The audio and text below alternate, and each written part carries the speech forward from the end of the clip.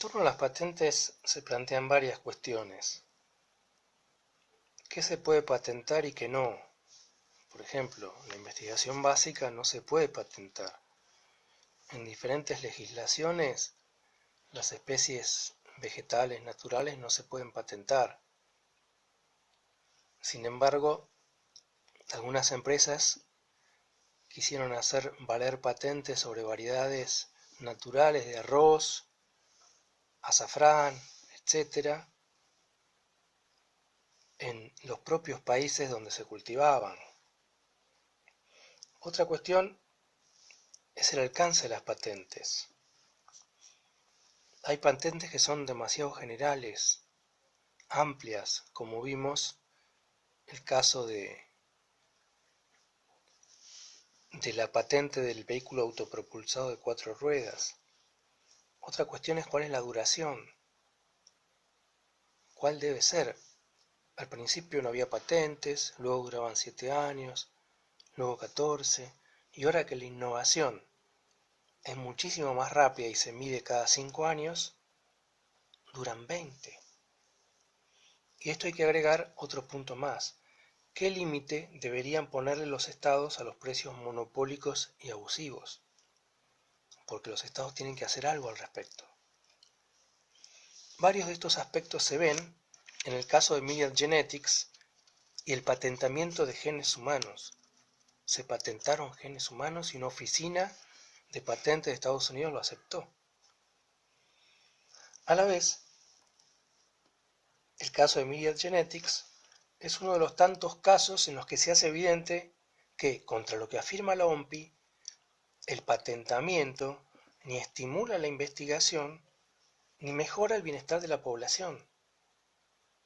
Por el contrario, la aceptación por parte de la Oficina de Patentes de Estados Unidos del patentamiento de 2 secuencias genéticas correlativas al cáncer de mama impidió de manera inmoral que continuaran con su investigación universidades e institutos de investigación de todo el mundo, pero particularmente de Estados Unidos. Y son esas universidades y esos institutos los que le iniciaron juicio a Myriad Genetics. La exclusividad de la patente le permitió a Myriad Genetics erigir un monopolio en torno a un test para detectar el cáncer de mama. El test permite detectar precisamente esas 2 secuencias genéticas que se llaman BCRA1 y BCRA2, eso no importa, y en consecuencia una alta probabilidad de desarrollar la enfermedad. Ese monopolio sobre el test le permitió un abuso de posición dominante, es decir, cobrar precios exorbitantes, incluso para la mayoría de las mujeres del primer mundo, dejándolas sin la posibilidad de hacerse el examen. Cabe señalar que la solución no pasa porque los estados pongan impuestos a esas rentas extraordinarias para financiar programas de salud, porque esto no soluciona el problema de fondo, es decir, el problema de las barreras a la investigación, porque las patentes, como dijimos, atentan contra la arquitectura abierta del conocimiento. La primera consecuencia de revocar la patente fue un sensible abaratamiento del test y su rápida difusión en todo el mundo, incluso en los países en vías de desarrollo. Las prácticas de Myriad Genetics fueron inmorales e injustas por donde se las mire, incluso en términos de publicidad. Recurrió a actrices famosas para promocionar su test, como Angelina Jolie. Cuando Angelina Jolie salió diciendo que se había hecho el test y que se iba a hacer una mastectomía, las acciones de Myriad Genetics volaron, aumentaron considerablemente, pero también aumentó el precio del test. Y esta empresa, para contrarrestar su mala imagen, llenó YouTube de videos institucionales que impiden llegar a las denuncias que muchos damnificados hicieron en su contra. Incluso hay trolls que subieron sátiras contra una de las principales denunciantes, contra Myriad Genetics, la Asociación Americana de Patología Molecular. Y esto ya no es solo una inmoralidad, sino una violencia prepotente propia de quienes se quieren llevar el mundo por delante. Ahora, a esos prepotentes los tienen que parar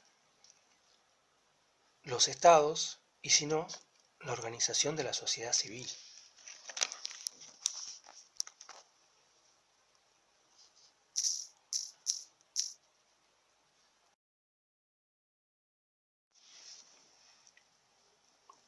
Y así fue. Como el Estado norteamericano no hizo nada, peor aún, una de sus oficinas aceptó la patente, otras instituciones norteamericanas, particularmente la Unión Americana por las Libertades Civiles, iniciaron un juicio contra esa patente. Pero el juicio duró 16 años, hasta que el Tribunal Supremo de Estados Unidos finalmente falló contra la patente. Ahora, ¿qué es lo que pasó? Se perdieron 16 años preciosos en términos de investigación sobre una de las principales causas de muerte de mujeres. Creo que es la principal. Digo, sacando la natural, obviamente. Cuanto más se habría avanzado,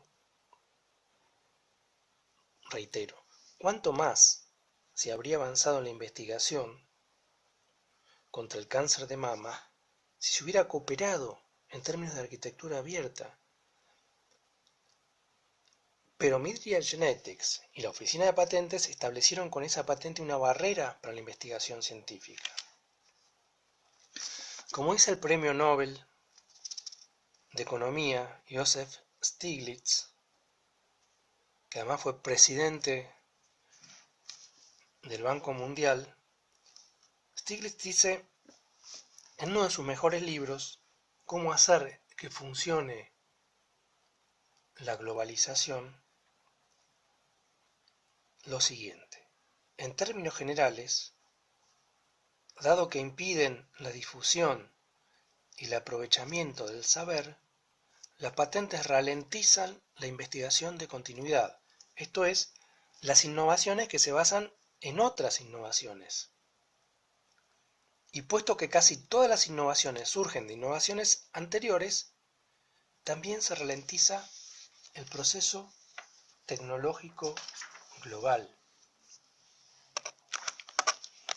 Vean el video, el primero de los que está en esta filmina, y luego, si quieren profundizar un poco en la relación entre ciencia y derechos fundamentales, pueden ver un video de la charla TED con subtítulos en castellano que es un poco más largo, que dura 18 minutos y por eso les recomiendo hacerlo cuando terminen de ver toda la clase. Y es una charla que da precisamente una de las abogadas de la Unión Americana por las Libertades Civiles.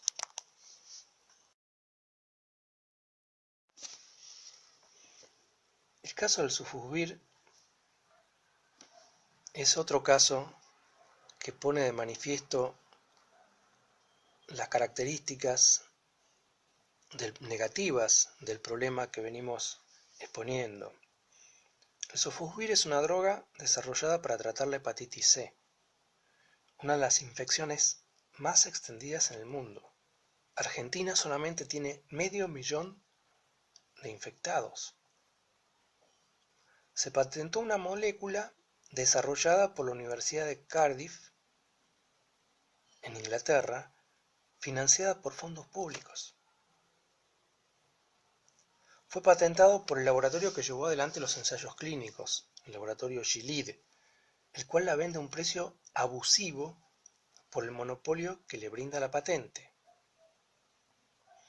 Médicos Sin Fronteras dice en un documento que según estudios realizados, el costo de su producción para un tratamiento de 12 semanas es de $100, pero es vendido a $1.000 por pastilla en Estados Unidos. Efectivamente, un estudio de la Universidad de Liverpool demostró que no debería costar más de 85 euros, es decir, aproximadamente $100, el tratamiento de 3 meses, tiempo necesario para que actúe el antiviral remitiendo la enfermedad. Pero al tener precios monopólicos, los sectores medios y pobres de la población no pueden acceder a esos medicamentos.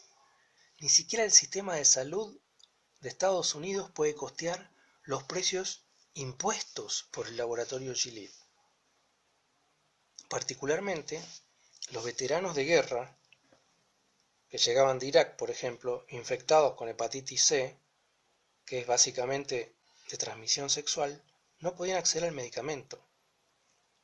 Por eso, el senador Bernie Sanders, en el año 2015, solicitó al gobierno de su país romper las patentes de esos medicamentos y autorizar a otras empresas a fabricarlos o importarlos como genéricos para uso del gobierno.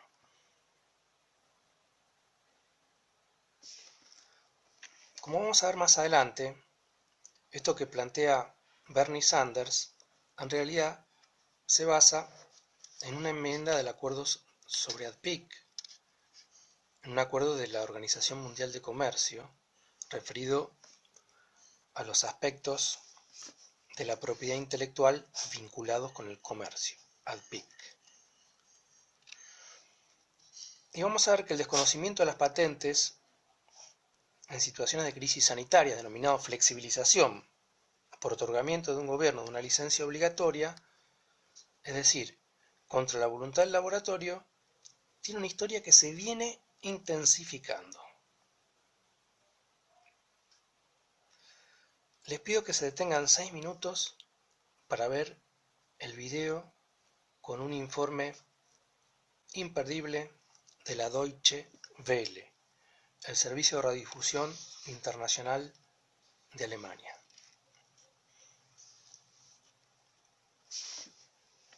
Ahora bien, algunos países como India y Argentina comenzaron a producir el sofosbuvir como genérico, es decir, sin reconocer la patente. Con respecto a la Argentina, poner un breve artículo sobre las presiones de Gilead para interrumpir su fabricación como genérico en Argentina. Y lo que hay que tener en cuenta es que durante años fue sumamente penoso para los enfermos de hepatitis C en Argentina acceder a un tratamiento. A partir de presiones internacionales, incluso se puede perder la accesibilidad a esos genéricos cuando gobiernos con ideas neoliberales aceptan lo que le dicen otros gobiernos como el de Estados Unidos. Gilead hizo ya 14 presentaciones a través de los grandes estudios de abogados para conseguir la patente. No obstante, el Instituto Nacional de la Propiedad de la Propiedad Industrial, el INPI, rechazó la patente solicitada por los laboratorios Gilead una y otra vez. El rechazo se fundamentó en que la droga carece de novedad y actividad inventiva. El informe dice: sofosbuvir fue desarrollado basado en conocimiento ya disponible en el dominio público y técnicas científicas utilizadas para el desarrollo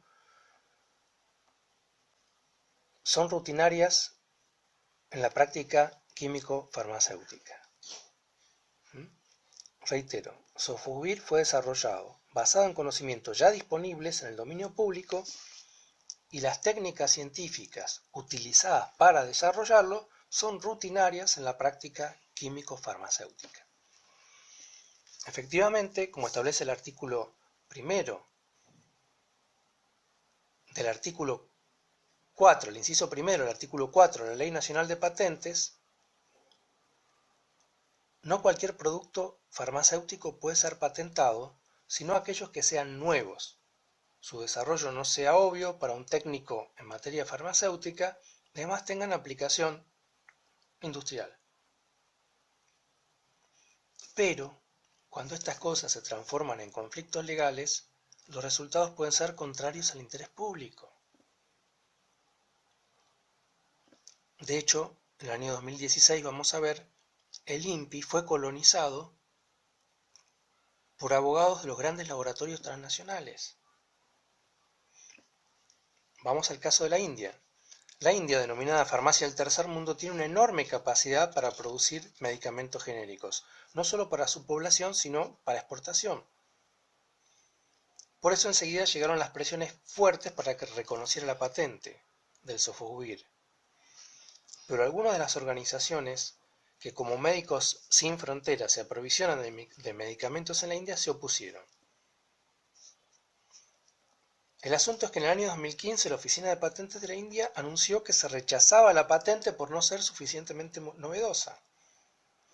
Y anunció a su vez que produciría una marca alternativa mucho más económica para el tratamiento de la hepatitis C, de modo tal que alcanzara a la mayor cantidad de gente. De ese modo se podía erradicar el virus que afecta a 150 millones de personas en el mundo.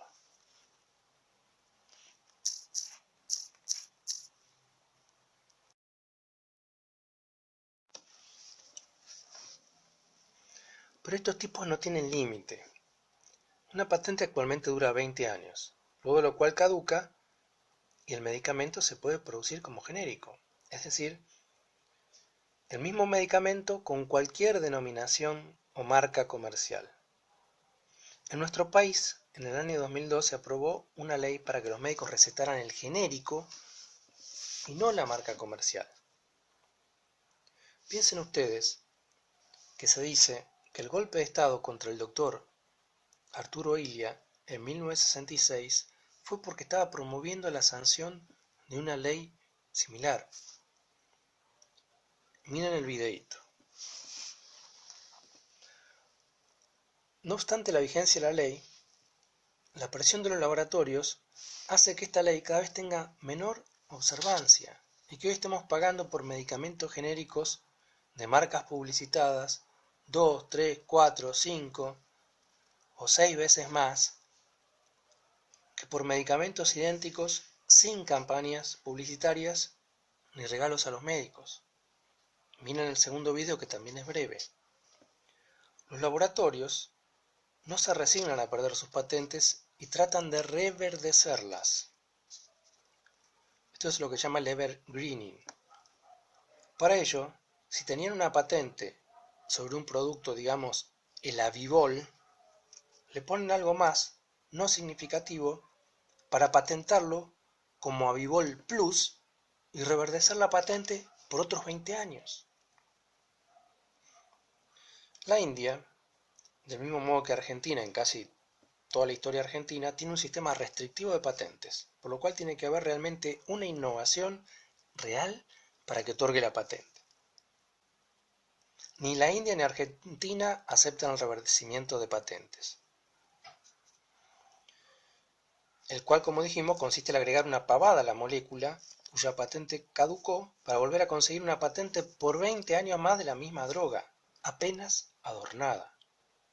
Y eso es lo que intentó hacer el laboratorio Novartis, con sede en Suiza, una transnacional con casa matriz en Suiza, con un medicamento anticancerígeno denominado comercialmente Glivec, lo cual dio lugar a un largo juicio en el que finalmente se impuso la postura restrictiva. Cuando la India rechazó la patente de la multinacional contra el Glivec, el fármaco de Novartis costaba $2.600 por paciente al mes, mientras que las versiones genéricas indias solamente $200.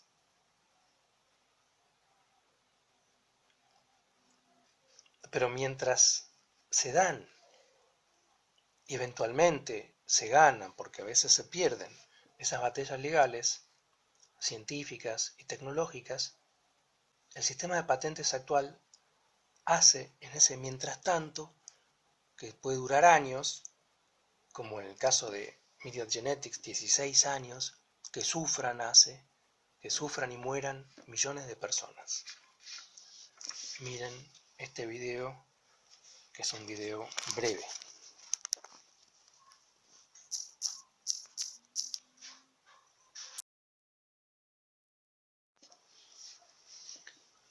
La pregunta que tenemos que hacernos en este momento es la siguiente: ¿cómo fue que se llegó a este sistema de patentes con precios abusivos que impiden el acceso a la salud, pero a la vez establecen barreras que impiden la investigación cooperativa y de continuidad? ¿Cómo se llegó? Se llegó porque la denominada Big Pharma financia las campañas políticas y reparte sobornos en los países más desarrollados del planeta. ¿Para qué? Para que se hagan las reglas de juego a la medida de sus intereses. No se trata de una teoría conspirativa, sino que se puede demostrar a través de datos objetivos, como lo hace el expresidente del Banco Mundial, Joseph Stiglitz. Entre 1998 y 2004, las empresas farmacéuticas gastaron 759 millones de dólares para influir en 1.400 disposiciones del Congreso de Estados Unidos. Y sigue: la industria farmacéutica se sitúa a la cabeza de dinero invertido en grupos de presión y en el número que integran esos grupos. Su éxito es un reflejo de su inversión. Como vimos en el capítulo 4, se refiere al libro Cómo hacer que funcione la globalización, en el capítulo 4 referido a las patentes, el gobierno de Estados Unidos ha sido el adalid de sus intereses, es decir, los intereses de la industria farmacéutica, en muchas negociaciones comerciales. Así como ocurre en Estados Unidos, ocurre en el resto de los países desarrollados que constituyen el grupo de los 7.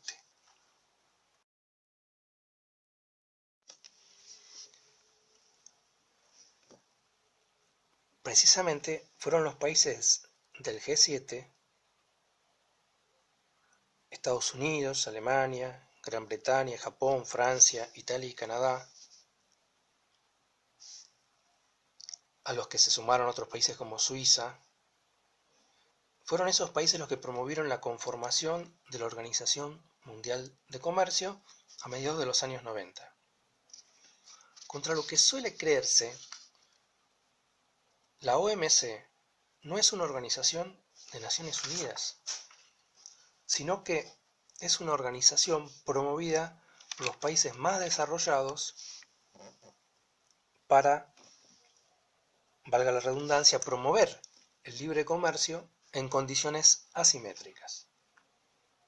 El objetivo de la OMC y sus reglas de juego es establecer el libre comercio entre países desiguales, obligándolos a seguir sus reglas, pero no cumpliéndolas ellos mismos. Por ejemplo, no puede haber subsidios para la producción, pero los países del G7 subsidian a sus productores agropecuarios. El problema es que si no se ingresa a la Organización Mundial de Comercio, esos países, aquellos que tienen la economía más expandida, dejan de comprarte tus productos.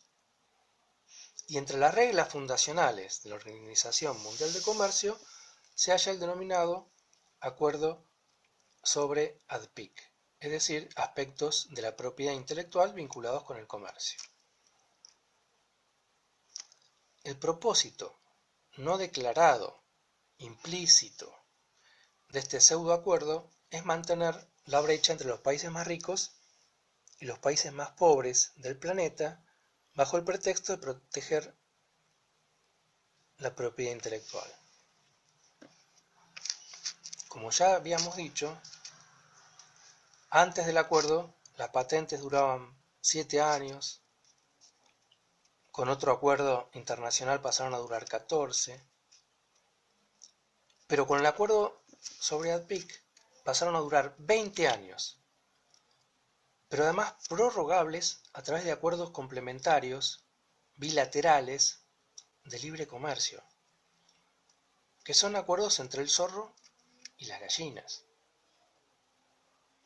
La India, por ejemplo, país de 1.100 millones de habitantes, potencia nuclear, no aceptaba el sistema de patentes. Pero para ingresar a la Organización Mundial de Comercio, tuvo que comprometerse a cumplir el acuerdo sobre ADPIC a partir del año 2005. De todas maneras, como hemos visto, es un país muy restrictivo a la hora de otorgar patentes, mientras que, al contrario, países como Estados Unidos, como también estuvimos viendo, es un país muy permisivo. Peor aún, algunas de las patentes que otorgó Estados Unidos se parecen más a patentes de corso o de corsario, es decir, para ejercer legalmente la piratería, apropiándose de algunos conocimientos producidos por otros. Queda claro que el denominado acuerdo sobre ADPIC incluye todas las formas de la propiedad intelectual. Por ejemplo, quisieron avanzar también con la producción de contenidos audiovisuales. Decían que si el cine es entretenimiento, es una industria cultural, en consecuencia es una mercancía, y si es una mercancía no se debe subsidiar. Si no se subsidiara el cine en todo el mundo, salvo Estados Unidos con Hollywood y la India con Bollywood y China con su mercado interno, no habría cine, ni argentino, ni brasileño, ni canadiense, ni alemán, ni francés, ni español, porque todos estos países subsidian el cine, porque no tienen mercados suficientemente grandes que financien con la venta de entradas sus producciones. Finalmente, hubo una convención sobre la diversidad cultural que estableció la excepción cultural de modo tal de que el acuerdo sobre ADPIC no valga para la cultura. Pero eso fue así porque había países, como dijimos, Francia, Italia, España, Alemania, que tenían interés en esa excepción cultural. No pasa lo mismo con los medicamentos, como veremos al final, hasta ahora.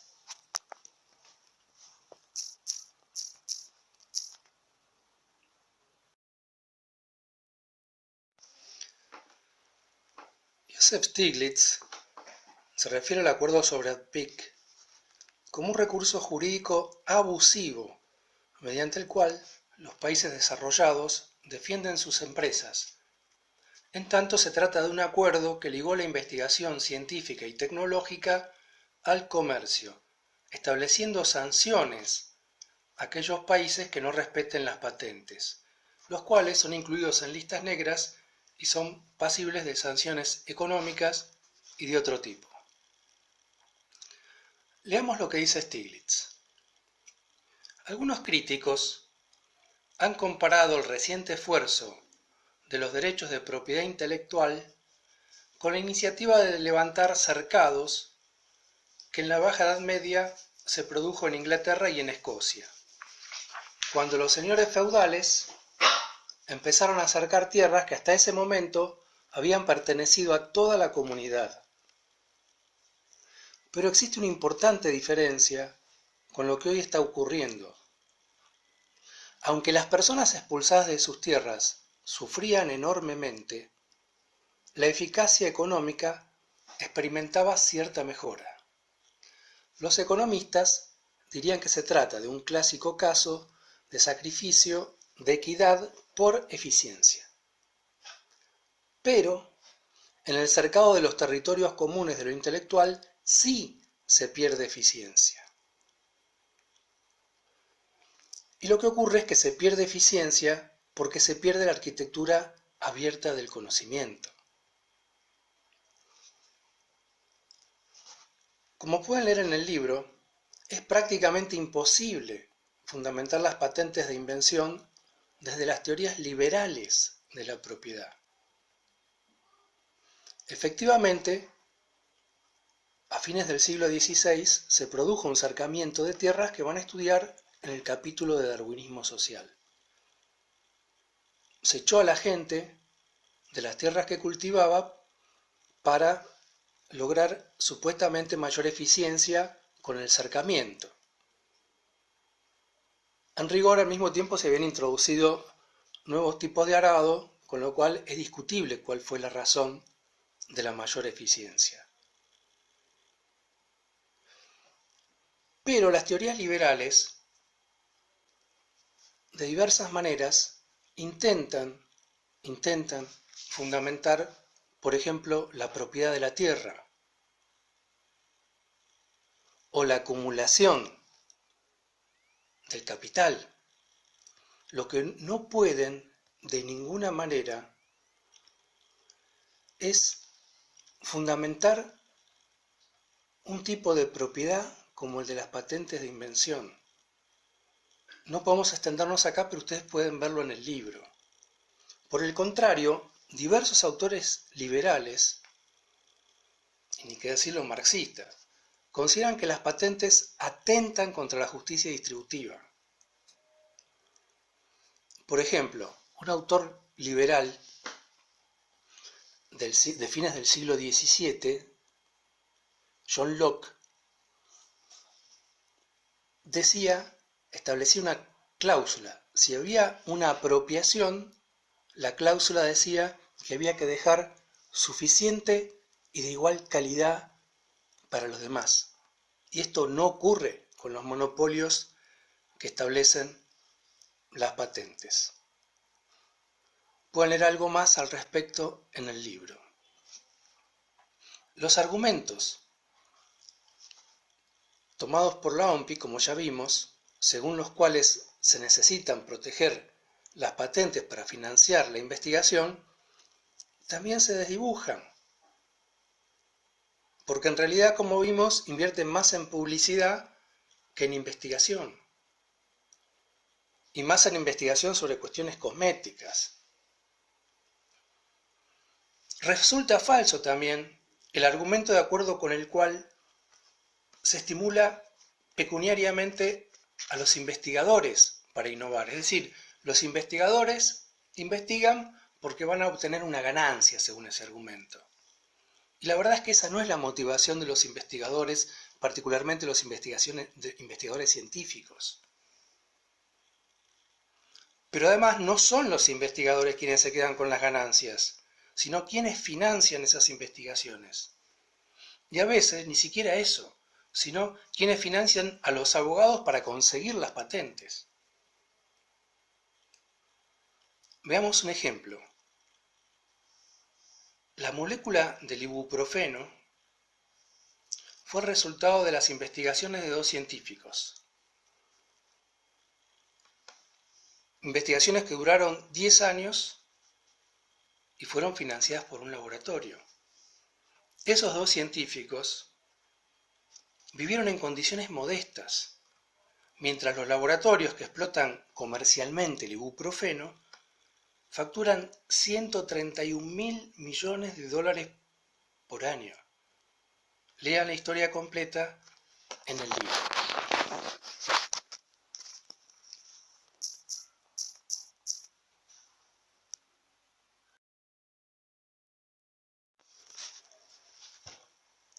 Desde que se estableciera el acuerdo sobre ADPIC en la Organización Mundial de Comercio, surgieron cantidad de conflictos generados contra las apetencias voraces de los laboratorios. Por un lado, varios estados denunciaron las dificultades para acceder a los medicamentos por los costos exorbitantes propios de las situaciones monopólicas. Por otro lado, diversas instituciones de investigación y universidades del primer mundo denunciaron las barreras que las patentes imponen a la investigación. La fuerza de la presión de los países perjudicados por el acuerdo de ADPIC condujo una serie de revisiones en un sentido flexibilizador de las patentes frente a la dureza de los laboratorios. En primer lugar, en el año 2000 se aprobó por iniciativa de Canadá la disposición Bolar, una modificación al artículo 29 del acuerdo, la cual establece lo siguiente: los miembros exigirán al solicitante de una patente que divulgue la invención de manera suficientemente clara y completa para que las personas capacitadas en la técnica de la que se trate puedan llevar a efecto la invención. ¿Y esto por qué? Para que no pase lo que ocurrió, por ejemplo, con los confusores del Nifurtimox, de la patente de Bayer, llena de confusores. Y entonces, apenas vencida la patente, se pueda comenzar a producir inmediatamente el medicamento como genérico. También se avanzó en no respetar las licencias por iniciativa de varios países aquejados por situaciones de crisis o de gravedad sanitaria. Particularmente, Brasil, durante el primer gobierno de Lula, en plena epidemia de SIDA, en la que los infectados morían como mosquitos, tomó la iniciativa. De hecho, Brasil amenazó al laboratorio Roche con fabricar estatalmente los cócteles anti-SIDA o que Roche aceptara vendérselos al costo más una ganancia del 15%, lo cual fue avalado por la Organización Mundial de la Salud y finalmente fue aceptado por Roche. Pero esto dio lugar a una modificación al acuerdo de ADPIC para que se acepten las licencias voluntarias y obligatorias. Una licencia voluntaria significa, primero, decirle al laboratorio que acceda voluntariamente a fabricar el medicamento como genérico frente a una crisis sanitaria. Pero si el laboratorio no accede, entonces viene la licencia obligatoria. Hay que hacerlo. Estas licencias permiten que los gobiernos establezcan excepciones a los derechos de los titulares en caso de emergencia o de existencia de prácticas anticompetitivas. Esto posibilita fabricarlos como genéricos, pagando un precio justo por la licencia al dueño de la patente. Ese precio justo puede ser un 10 o un 15% más todos los gastos, ¿no es cierto? Porque en realidad esas son las ganancias que la industria tiene a nivel mundial, sacando la industria de los medicamentos que tiene otro tipo de ganancias que son exorbitantes. También se permite a los países que no pueden producir medicinas por sí mismos importar productos farmacéuticos fabricados con arreglo a una licencia obligatoria. En 2005 se acordó que esta enmienda tuviera carácter permanente cuando fuera ratificada por 2/3 de los países miembros, y esto recién ocurrió en 2017. Pero la realidad es que solo pueden aplicarlas países poderosos, como son por ejemplo los países del bloque denominado BRICS: Brasil, Rusia, India, China, Sudáfrica. Y podríamos agregar también un país como Argentina, un país mediano como Argentina, pero si un país pequeño intenta implementar una licencia obligatoria, lo castigan por otro lado. A Tailandia, por ejemplo, país mediano, pero de menor peso político, no le fue tan bien con la flexibilización de las patentes a las que tuvo que recurrir en 2006 y 2007, cuando emitió licencias obligatorias para varios fármacos contra el HIV-Sida. Enseguida fue víctima de presión por Estados Unidos, a pesar de que esas licencias son legalmente permitidas. Entonces, como vemos, una cosa son las reglas y otra el cumplimiento de las mismas de manera igualitaria por todos los involucrados.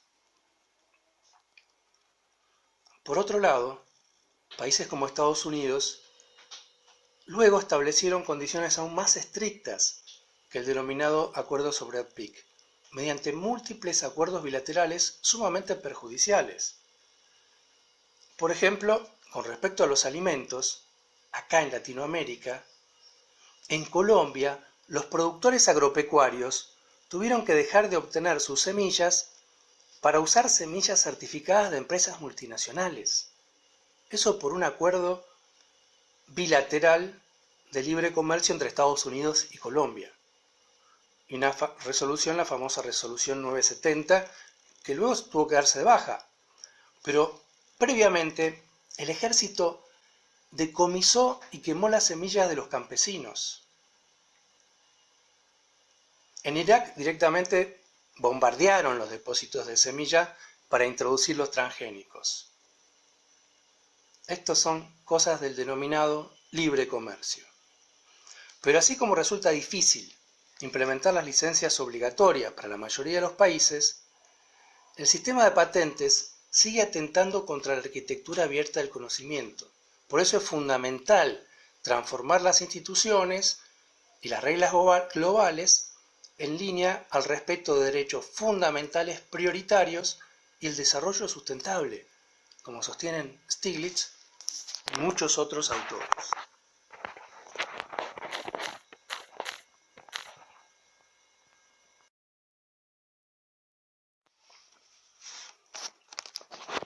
Veamos algunas alternativas para ir hacia un sistema más equilibrado.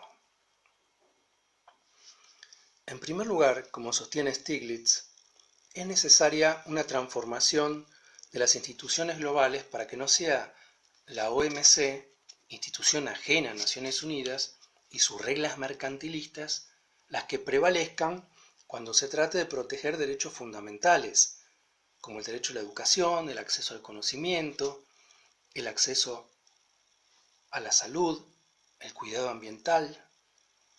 Por ello se propone que las cuestiones relativas a derechos de propiedad intelectual no se tomen en la OMC, sino en una OMPI reformada, esto es, en una Organización Mundial de la Propiedad Intelectual en la que las voces de la ciencia, de los consumidores y de los demás afectados cuente tanto como la de las empresas. Estas voces, en segundo lugar, parecen haber sido escuchadas, por ejemplo, por Elon Musk, el dueño de la empresa Tesla. Elon Musk, dueño y fundador de la compañía de autos eléctricos Tesla, anunció en enero de 2019 que liberaba todas las patentes de fabricación como parte de un esfuerzo para combatir el cambio climático.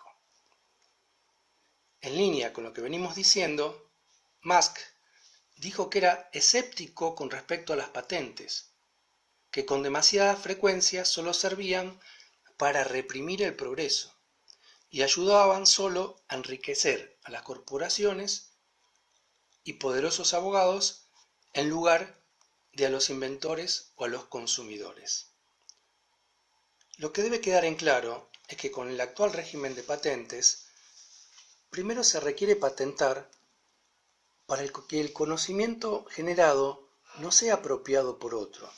Es decir, para que no ocurra lo que le ocurrió a Milton con Kropotkin. Pero se patenta para luego hacer disponible ese conocimiento, no para erigir un monopolio. En el caso de Musk, el objetivo es fabricar autos eléctricos lo más rápidamente posible para enfrentar la crisis del carbono y el calentamiento global. Claro que también se requieren de nuevas formas de generación de energía, dado que no se trata de usar autos eléctricos cargados con electricidad generada con combustibles fósiles. Hay mucho para avanzar, pero es una iniciativa muy importante. Entonces, es pensable que las iniciativas privadas de liberación de patentes se multipliquen.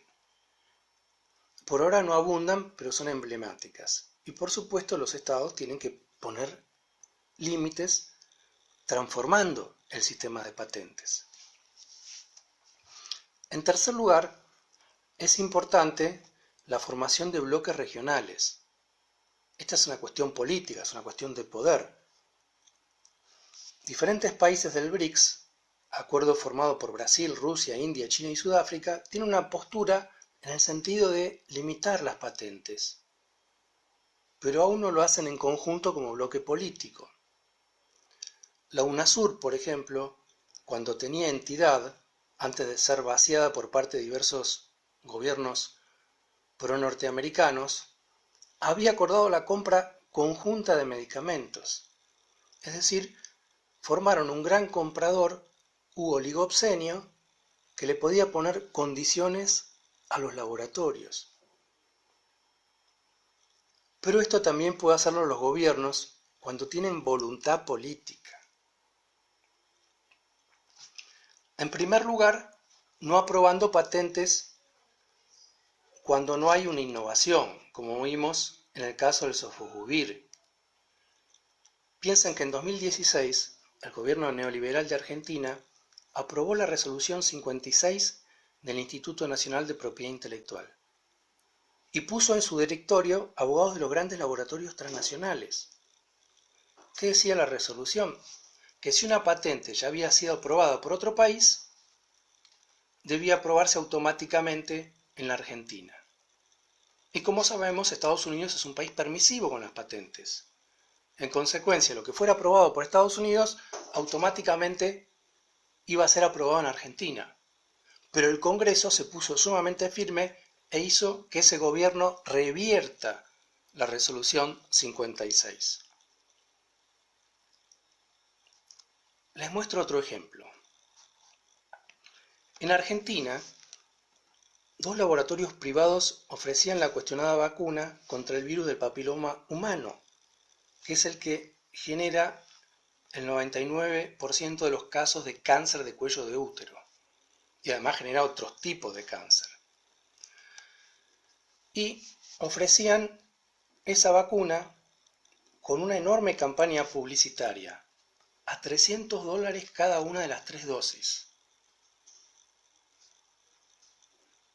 Pero además la publicidad era engañosa, porque no explicaban que solo cubría a 2, las más prevalentes, de las 15 cepas del virus, que representaban el 70% de los casos, es decir que igual había que hacerse el Papa Nicolau. En el año 2011, el Estado argentino negoció con esos laboratorios e incluyó gratuitamente en el calendario vacunatorio para todas las nenas de 11 años esa vacuna, pero pagándola solamente $4,50 por dosis. Pero luego se fue más allá y se extendió a los nenes porque los nenes desarrollan otro tipo de cáncer, eventualmente, pero además contagian. Pero luego, financiados con fondos del Ministerio de Ciencia y Tecnología, un grupo de investigadores del Instituto Leluar desarrollaron una tercera vacuna más económica que las desarrolladas por los laboratorios privados. Y están yendo ahora por una vacuna no solamente preventiva, sino curativa. Pueden profundizar esto en el link que tienen en la filmina. Otro caso más es el que ocurrió actualmente en el mismo Instituto Leluar. Se elaboró un test serológico no solo para detectar el virus COVID-19 o SARS-CoV-2, sino también para establecer su presencia en suero o plasma para saber quién está o quién estuvo contagiado la semana pasada o hace 60 días, y además la carga virológica que tiene. Esto se hizo con una inversión muy pequeña que aportó el Estado, apenas $70.000. a lo cual por supuesto hay que sumar las instalaciones, los equipamientos y sueldos de los investigadores. Pero esto desmitifica las inversiones que dice que hay que hacer la Big Pharma. La prueba ya tiene nombre, COVID-AR-IgG, y con ese bautismo el país se convierte en la 8ª nación en el mundo en tener una tecnología de estas características. Con lo cual no tendrá que seguir importando a precios carísimos. Recomendamos leer completa la entrevista a la investigadora Andrea Gamarnik y eventualmente hacer un trabajo práctico con sus docentes, porque en esa entrevista se ratifica el enfoque planteado en el libro Autonomía Científica, Interdisciplina y Derechos Humanos. Y esto nos lleva al 5.º punto, a la importancia de crear fondos públicos nacionales e internacionales para financiar la investigación y la producción de medicamentos. Y además a políticas sanitarias integrales para las poblaciones desatendidas. Todo bajo la lógica de la arquitectura abierta. Claramente no se trata solamente de producir medicamentos, sino que se trata de prevención. Y si una población no tiene agua, por ejemplo la de la Villa 31, está 5 días sin agua, no le puedes decir que se lave las manos y después ver si encontrás una medicación para el COVID-19. Lo primero que tienen que tener es agua, porque además del COVID-19 van a tener un montón de otras enfermedades. Nuestro país estuvo trabajando en la línea de los fondos al aprobar en 2011 la Ley de Producción de Medicamentos, Vacunas y Productos Médicos, la cual significó un importante avance legislativo en términos de orientación de la investigación y producción de medicamentos en función del interés público y no del interés mercantil. La nueva ley declara de interés nacional la investigación y la producción en laboratorios públicos de medicamentos y materias primas para la producción de medicamentos, es decir, las drogas base, vacunas y productos médicos. Y dice que son bienes sociales. Y el propósito es la fabricación a cargo del Estado de medicinas que la nación distribuye gratuitamente a través del Plan Remediar, a un costo menor que el de mercado. Y contempla la participación de las universidades en la investigación de los productos y al Ministerio de Salud como autoridad de aplicación de la norma. Lamentablemente, esto en 2016 se interrumpió y recién se está retomando. Pero lo que es importante es que la producción pública, o incluso como vimos la amenaza de producción pública, es sumamente útil para regular a la baja los precios del mercado en vacunas y medicamentos.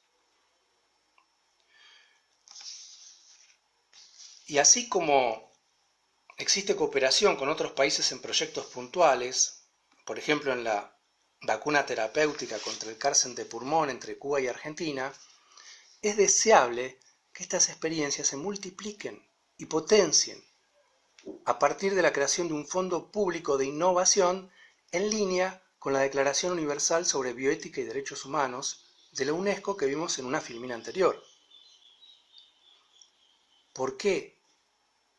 Para poder atender las patologías de las poblaciones desatendidas, primero a nivel regional y luego a nivel global. Y estoy seguro que de la convicción y del impulso de los diferentes actores va a depender el alcance de los logros para volver a la arquitectura abierta y cooperativa de la investigación y para revertir las consecuencias indeseables y a veces perversas de la apropiación indebida del conocimiento.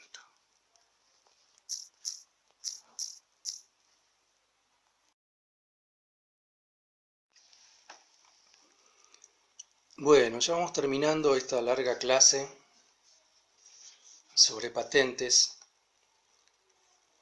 que necesariamente es larga por los aspectos que tiene esto, que es no un problema, sino una problemática compleja, con diferentes aristas. Bien, disculpen que sea autorreferencial, pero en marzo hablábamos solitariamente del problema de las patentes frente al coronavirus. El 14 de marzo escribí un artículo porque veía que se venía a venir este problema. Y la UNESCO lo tomó y lo publicó en una de sus revistas el 21 de marzo. Pueden leerlo. Luego el problema se hizo evidente. Y hoy la historia se acelera y es el centro de un conflicto internacional entre países y laboratorios defensores a ultranza de las patentes y aquellos países y bloques regionales que consideran que las vacunas y medicamentos contra el coronavirus deben ser un bien de la humanidad. En lo que sigue, les menciono noticias de abril y mayo de 2020 mientras estaba escribiendo este material. Esto lo estoy grabando el 16 de mayo. Y les agrego los links para que se acostumbren a chequear las fuentes.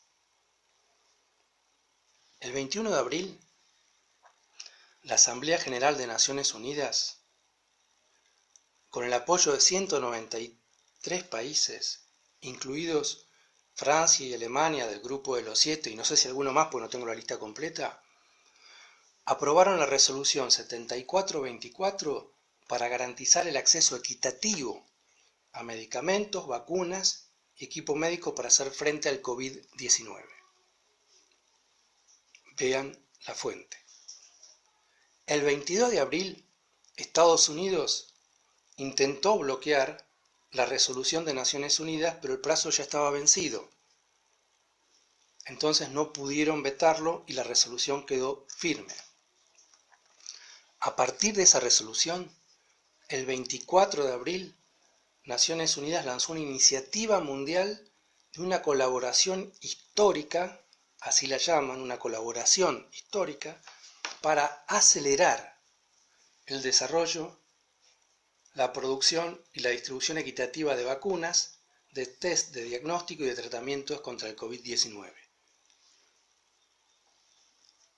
Como es obvio, bajo el sistema de patentes, en vez de acelerarse, se retrasa la investigación porque no se coopera. Este proyecto reúne a numerosos países, organizaciones internacionales, empresas privadas incluso, y también, por ejemplo, a la Fundación Gates. Pueden chequear esta noticia también en el link correspondiente.